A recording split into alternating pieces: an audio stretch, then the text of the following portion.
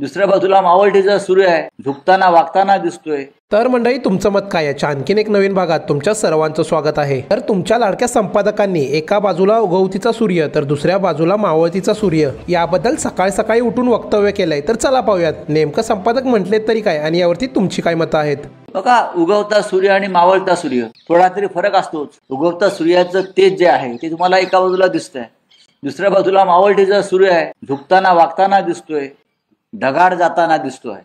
राजकारण आहे, राजकारणामध्ये काय होईल सांगता येत नाही, चंचल असतं राजकारण फार। बोलिये। तर राजवर्धन गवळी सरांचं असं म्हणणं आहे की स्वतःवरती लक्ष द्या, तुमचं सगळं ब्रह्मांड गडप झालंय। झुकले बिन वाकले बी आणि आता झोपाची बळी आली।